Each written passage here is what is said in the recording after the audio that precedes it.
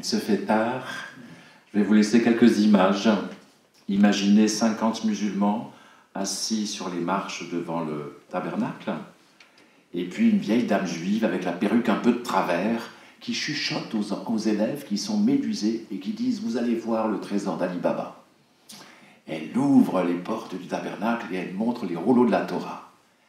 Eh bien, je vous assure qu'il y avait des mamans qui accompagnaient ces enfants qui en ont pleuré de joie. Alors voilà, c'est mon travail depuis pratiquement 40 ans. Mais pas seulement du côté juif, aussi du côté musulman, vous l'avez compris.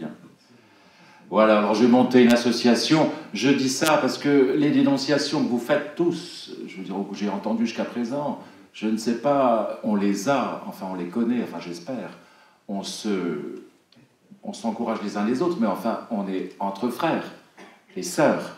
Est-ce qu'on a besoin de se rappeler ça? J'aimerais dire plutôt quelque chose dans une construction possible, une construction permanente, et au niveau de l'éducation, au niveau des petits, au niveau des tout-petits.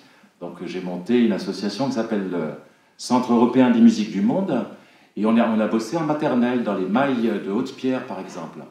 Vous n'imaginez pas le plaisir, la joie des enfants à parler arménien, à parler alsacien, à parler arabe et turc.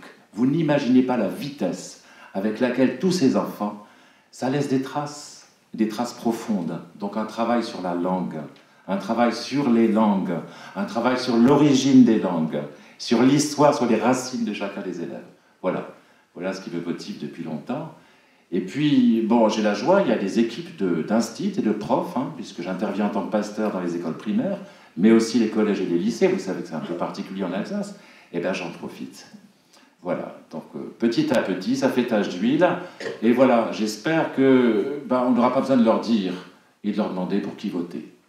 J'espère que voilà, il y a quelque chose qui est semé là et qui fera de l'effet. Je regarde ma voisine aussi, évidemment, ça passe par la poésie et la musique, mais dans sa forme la plus haute, la plus noble. Voilà, c'est pas des arguments, c'est pas la raison, Pierre, tu as raison. C'est pas la raison qui passe. C'est autre chose. Il faut toucher l'affect, il faut toucher l'émotion, mais profonde. Oui, ça passe. Avec la musique et avec la poésie. Alors, vive les poètes.